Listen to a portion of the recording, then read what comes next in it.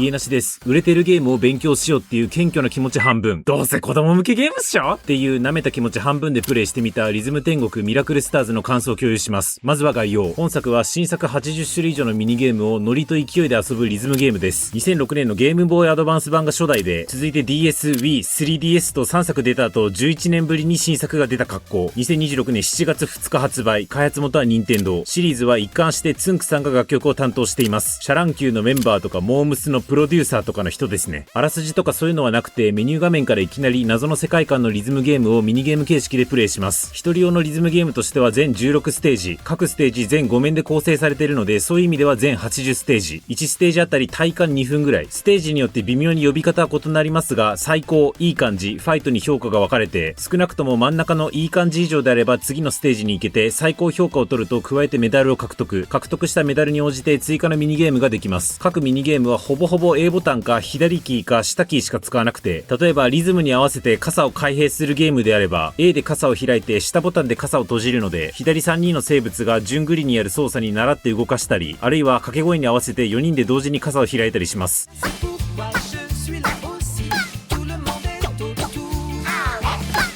今話したことはミニゲームごとにチュートリがあってもちろん説明してくれます。あとメダルを一定枚数獲得すると一人用の RPG ライクなゲームであるビートスペルモードがプレイできます。これもちょっとまとまった形のミニゲームみたいなもんで、戦闘中ずっと一定拍の BGM が流れてるので、それに応じて攻撃したり回復したりします。火の魔法だったらタンパ、回復魔法だったらタタパ、浄化魔法だったらタタタタタパって感じ。たまに戦闘中変調したり、戦闘によっては3拍子やら6拍子に変わります。しっかり戦闘中の拍子に乗れば乗るほどダメージが増えるので、このあたりの仕組みはちょっと古いけどマザー3っぽいですね。対応ハードはスイッチなので、初代スイッチでもスイッチ2でもプレイできます。価格は6500円。私は80ステージのクリアとビートスペルモードのクリアまでに8時間、その後メダル集めに4時間かけて全12時間プレイしました。ちなみにオンラインプレイは非対応なんですが、ローカルやお裾分け通信によるマルチプレイモードはあります。ただそっちには手をつけていません。ゲームレビューサイトメタクリティックのメタスコアは82点です。概要は以上です。こっからは私の感想。結論から言うと、私はこのゲーム楽しめたんですが、まず先に一番びっくりしたことを共有します。このゲーム判定が激渋です。私音ゲーは大昔のダンレボとか B マニとかしか知らないんですが、ああいう音ゲーって落下してくるノーツに合わせてボタンを押したタイミングに応じてパーフェクトとかグレートとかグッドとかあるじゃん。体感パーフェクトのタイミング以外全部ミスになる感じです。一番最初の輪っかジャンプステージだけチュートリアルが特殊で、まず無音で輪っかのジャンプをさせられるんですけど、あまりにも飛べなさすぎてバグを疑ったレベルです。でその後チューターの人がね、難しいでしょ、でもここにリズムを足すとドゥドゥドゥドゥピョン、ほら結構簡単に飛べるようになったでしょって言ってくるんですけど、いや普通にミスるがって感じ。本作テレビの遅延調整機能があって、要はスイッチ2のモニターからテレビに映像を伝達する上で発生する遅延をゲームサイドで消すための機能なんですが、これが発売後に任天堂の X でもわざわざ周知されてて、最初そんなナーバスに並んでもって思ったんですけど、こんな判定シビアだったらそりゃいるわ。作中でもキャラが本作は判定がシビアだからとかちょいちょい差し込んでくるので自覚はあるみたいなんですが、個人的にはこのリズム天国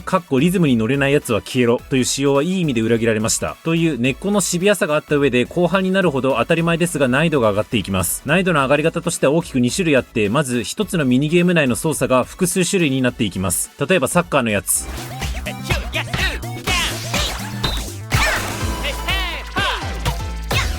さらに5ステージごとに直近4つのステージのミニゲームがリミックスされたゲームをやることになるので、4ステージ分のミニゲームのボタン操作が反射的に求められてしまいます。なので例えば、あれこのゲームってローリンって言われた後、そもそも何のボタンを押すんだっけ、急に思い出せねえよって感じで結構大変です。これはリズムを取る難しさとは別種の話なんで、人によっては抵抗を覚える人がいるかもしれませんが、ただ音ゲーって結局トライアンドエラーして操作を手に覚えさせるもので、その覚えさせる操作が押すボタンのタイミングなのか、それとも押すボタンそのものなのかの差でしかないので、私としてはそういうゲームなんだで片付きました。いずれにせよボタン操作が複数種類になっていくっていうのが難しさの一つ目。もう一つが後半のミニゲームになればなるほどリズムを取らせるタイミングに裏拍だったり16部が混ざって複雑になってきます。例えば2種類の雷雲からの落雷に対してタイミングよく A ボタンを押して避けるゲーム、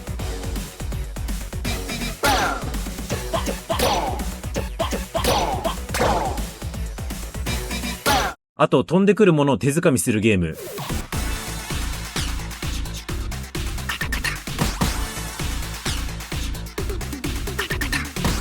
両方とも慣れるまで結構難しいです。というわけで操作の種類が増えてくる、リズムのタイミングがトリッキーになる、そしてそもそも判定が渋いっていう要素が積み重なって結果体感 1,2 ミス程度しか許されない最高評価を得るにはそこそこ難しいゲームに仕上がっています。私が初見でメダルを獲得できたのは80ステージ中23ステージで、後半ステージはほぼ獲得できず、ただし判定が渋い分次のステージに進むための最低評価であるいい感じの基準は比較的緩めで、私が80ステージで初見で突破できなかったのは5ステージぐらいでした。スターフォックスリメイクの時もそうでしたが、全クリ目的だけだったら緩めにしといて、でやり込もうとすると結構大変っていうバランス、門戸を広げつつやりごたえを確保するって意味でいい塩梅だと思いますし、今言った難しさって結局うまくリズムに乗れた時は超気持ちいいっていうのと裏返しなんで、なんだかんだ楽しめました。ちなみにステージ中もちょくちょく邪魔してくる要素があって、例えば飼い主がフライングディスクを投げた7拍後に A ボタンを押してキャッチするこのステージ、途中で飼い主の方にズームが入ってディスクの軌跡をたどれなくなるっていうドラッグオンドラグーン3の音ゲーみたいな邪魔が入ります。ただ結局音さえ聞いてればなんとかなるので、これらの邪魔に惑わされることはあまりありませんでした。ご覧の通りビジュアルについてはよく言えばゆるポップ、悪く言えばそんな見応えがある絵ではないんですが、そもそも画面真っ暗で音だけで対処する高難易度モードなんてのがある通り、このゲームの主役は音の方で、その音の方はつんくさん作曲&ボーカルアドさんだったり桜井さんだったりと豪華なので、絵の方は全然これぐらいのノリでいいと思いました。ちなみに私が好きなステージはリサイクルとプチプチ研究室、難易度とより空き缶やプチプチを潰す感覚がジョイスティックの振動も相まって気持ちよかったです。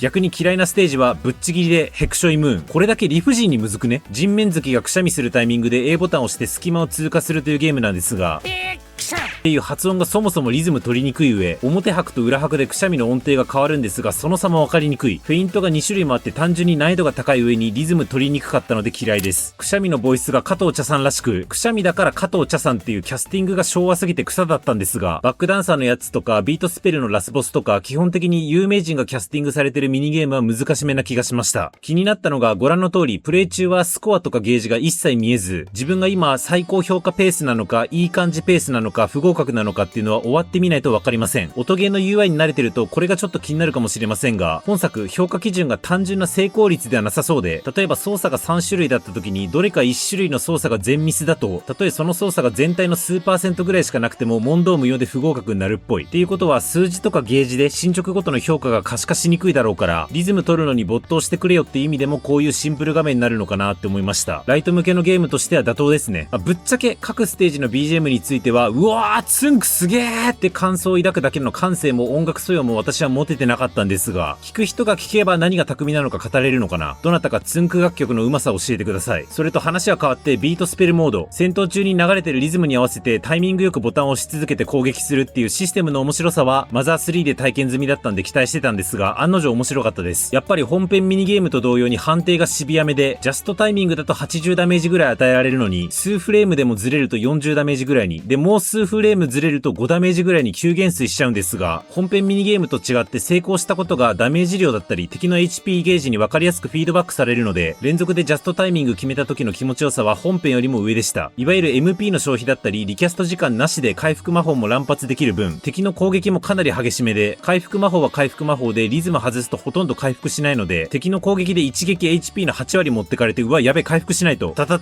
やべ間違えたからのリズムをどんどん崩して回復魔法失敗しまくって焦るっていうのもそれはそれで面白い。ちょっと残念だったのが、道中ローグライクみたく強化アイテムなり新たな魔法を得ていって最深部のボスを倒すっていう仕組みになっていて、どう考えてもリズムの精度に関わらずダメージを固定で増やすアイテムプラス2拍で打てるファイヤ魔法の組み合わせが最強すぎやしないかと思い、案の定ファイヤ打ってるだけで敵が解けるヌルゲーになってしまったんですが、それに対してローグライク部分のバランス調整がうんぬん言うのって、学園祭の焼きそばに麺の腰がとかケチつけてる自称食通みたいで場違いすぎるので所感なしです。私には合わなかったんですが、ゲームとしてはこれぐらいのデザインが良かったと思います。逆に言うとそのあたりに単調感を覚えながらも、でも目まぐるしくリズムに乗って攻撃とバフと回復と回避を回すのをおもろって感じるんだから、やっぱこのシステム相当ポテンシャルあるってことなんだろうなと思いました。大体の所感はそんなところで、2つほど気になった点も共有します。どっちも点の話ではあるんですが、まず1つのミニゲームの中でチュートリが全何段階構成なのかは明示した方が良かったと思いました。チュートリの構成がどんなのかっていうと、まずそのミニゲームの基本の動きをレクチャーされて、で何回か成功するまで次の動きを教えてくれないんですけど、ステージによって2パターン目の動きの説明があったりなかったり、で、ものによっては3パターン目の説明があったりします。なので、もうこの動きだったら大丈夫だわって思って途中でチュートリのスキップボタンを押して本番行ったら、はいとか聞いたことない掛け声が出てきて死んで、で、チュートリ戻ったら実は、はいの時はこう動けっていう3段階目のチュートリがあった。なんてことがしばしばありました。いや、それはお前がせっかちなだけだろ。チュートリアル全部聞けやって思うかもしれませんが、それぞれの動き結構何回も成功しないと次の動きのレクに移ってくれないんですね。もう動きは分かったからあとは本番でやりたいっていう時に、もうこのレクが最後だから本番行っちゃえなのか、もう一個教えてもらうことがあるからだるいけど何回も成功させて次の聞かなきゃなのか、どっちなのか判断するために今のチュートリが全何段階中の何段階なのかっていうのは明示した方が良かったと思います。あるいは2位のタイミングで次のチュートリに移れるようにするかのどっちかですね。これが合わなかった点の一つです。もう一つは不定期にパーフェクトイベントっていうワンミスも許さずに指定のステージをクリアできるか、クリアできたら報酬ゲットっていうイベントが発生するんですが、これがなんで不定期発生ものなのかマジで謎すぎる。この仕様の狙いについて仮説持ってる人いたら教えてください。気になった点はそれぐらいです。総じて言うと、見た目通りではあるんですが、生粋の音ゲーマーとかヘビーゲーマーがやるゲームというよりは、どっちかっていうと私も母親にスイッチ2と一緒に買ってあげたら喜びそうだなと思ったので、メインターゲットはやっぱりファミリー層とかシニア層、あるいは普段からゴリゴリゲームやってるわけじゃない人、あるいは過去作に触れてて懐かしみたい人かなと思います。ただトライアンドエラーしてシビアな判定にバチッと合わせてリズムに乗るっていう面白さは、今言った客層以外にも通じるものがあって、20年以上根強いファンがいることも納得の期待相応、価格相応のゲームでした。この映像を見て興味が出てきた人、あるいはお子さんとか両親とか受けそうな人が思いついた人が買うでいいと思います。プレイ済みの方は感想やお気に入りのステージを、未プレイの方はどういう印象を持ったかぜひコメントください。今後も皆さんが面白ゲームと出会えるよう話題の新作全部プレイして感想を共有しますので、よろしければチャンネル登録お願いします。動画化に至らない小ネタは X で語ります。そちらもフォロー何卒おついえなし。